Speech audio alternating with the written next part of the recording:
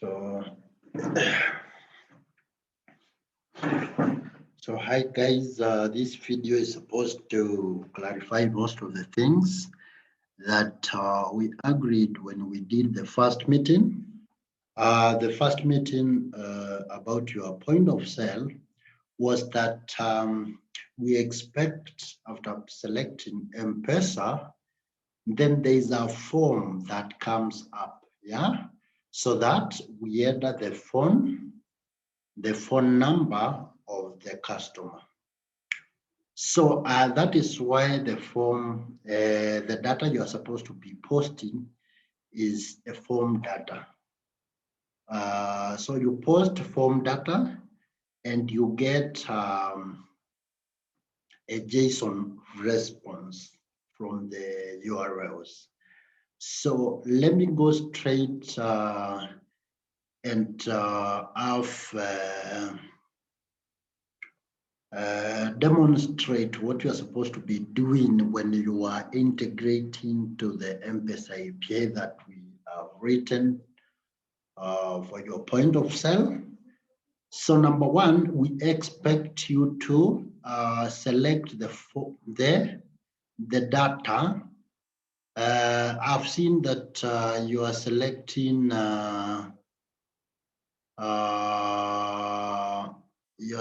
raw data, then you are selecting JSON. That is very wrong. That is very wrong, because we are expecting you to have a form which you enter data for you to post to the API. So that is the basis of why I wrote that, and we agreed and we have been testing, it has been working. So when you start your new request, the post URL, of course, for the first API is that one. And then you select form data and now enter your keys and your values. And that is the only time now you can send the request. That is the first request that I'm testing for you.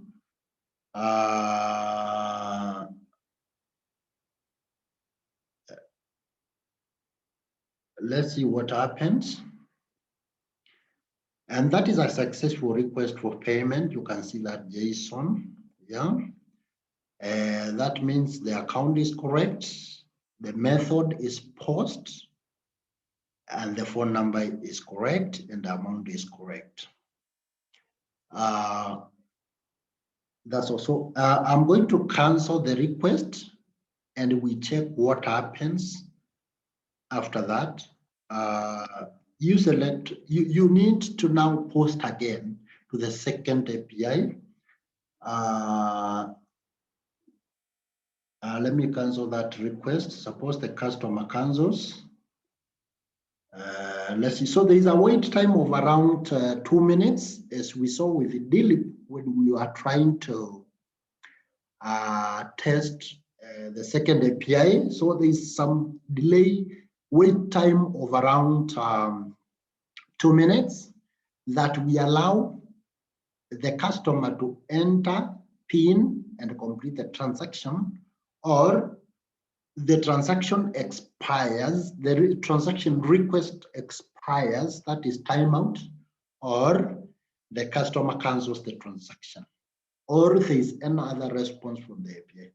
So now, let's now go to test now the second API. So we expect the request body to carry form data, not JSON data, which is the key merchant request ID. And then now we are sending the merchant request ID from the first API. So let's see what happens. So we are requesting, and we see the status is cancelled, and the result description is request cancelled by user. So it is as simple as that. Now that is for a cancelled transaction. Let's see for another type of transaction whereby the customer completes the transaction. So let me request again. Again, when you are doing these tests, you must, because you are not within Kenya, you must engage someone from Kenya to give you phone so that you are able to see all the statuses in different scenarios. So now again, I have a request on my phone. It is a physical request. You can see it. Do you want to pay Kenya shillings to Savara account test 12, account number 1? Enter Mpesa PIN. So I'm going to enter my Mpesa PIN to complete the transaction. That's all. So now let's see. What is the status of this merchant request? Again, ID. Again, let me go to my second API. It's a post request. Confirm the second API code. Method is post, and now body request body is a form data key merchant request. Let me fill it there, and let me send the request and see what happens. So now that one shows status is paid, and the result description is the service request is processed successfully. So you're going to develop beyond there based on this JSON response. And then now let's see the final scenario that there is a request, but the customer doesn't see it or just leaves it and it times out.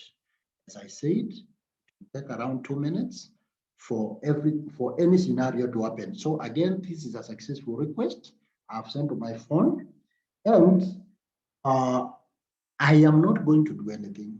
I'm going to wait for it to time out, yeah, so that we get that scenario where the customer. So it takes time. If you go straight and check this request ID, you find nothing has happened. And why? It is because I still have the request on my phone. So you don't expect anything to have happened to that transaction. So we are still waiting. So we wait. Like you see, nothing has happened. It's pending. It's still on my phone. It's still on my phone. It has not expired. It's waiting for me to enter PIN. I don't want to wait to enter. Or there is another issue around it. Let's see what happens. Let's see what happens. I'm still waiting. So you need to be careful on the wait time. Otherwise, it will give you the wrong status. So it's around 2 minutes. As we saw with the DLIP, we have to wait for like 2 minutes for us to check the actual status, because we don't have the phone of the customer. If the customer is far, the customer is near me, we may ask verbally or what is happening, but now the customer is far, so we have to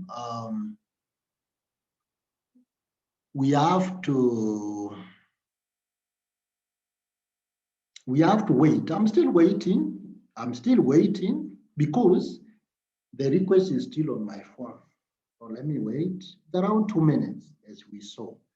And then after that, we are going to check the response. So the response has changed to timeout. So status is timeout, and result description from the Mpesa servers is DS timeout. So you are going to now do your decoding of that JSON, and you do the other your point of sale logic beyond there.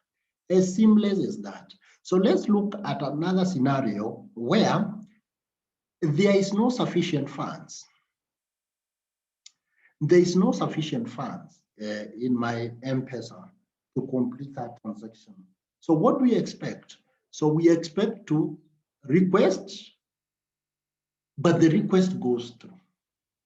Funny enough, the request goes through. Wait a minute.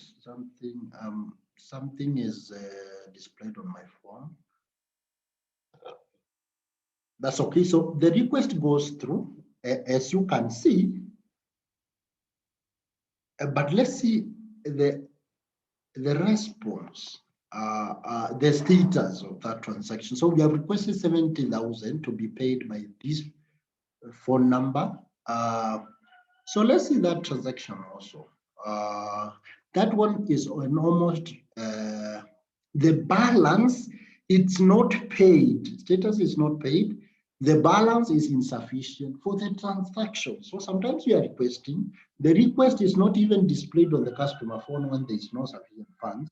But ideally, Mpesa sends the request. So the request was sent successfully, but because of a balance issue, we have an immediate response that the customer does not have funds. So based on that, we are able to do a successful request and a successful check on whether on the status of that transaction, whether it was paid, nothing has been done, it has timed out, or there's an insufficient balance, or the customer has cancelled the transaction on his phone. And that those are the successful requests and the status. And then I'm going out to check on what happens now if we have a problem. If the phone number is wrong, yeah. If the phone number is wrong like that, what do we expect? We expect a smooth error, a JSON that tells us there is a request ID that, but the error code is that a bad request, invalid phone number. So we need to be careful on the phone number. So let me now put an amount that we are not able to pay, like that. Let's see the response. So again, that is invalid amount. That is the same as like that. If you put a decimal, so it will be invalid amount. And that is it. That is it that you need to know about this API of major importance. And we have been making this mistake in and out. Form data is what we are submitting here. And it let me reiterate again. There is no difference between posting on Postman and a posting using a form, an HTML form. What matters is you do know what you are doing and what you are developing for. So if you know how the API is constructed, then you are able to send the right data and you pick it. If you send the wrong data, of course, you are going to see unexpected results. And that's all for now. I hope I was useful. Thank you so much.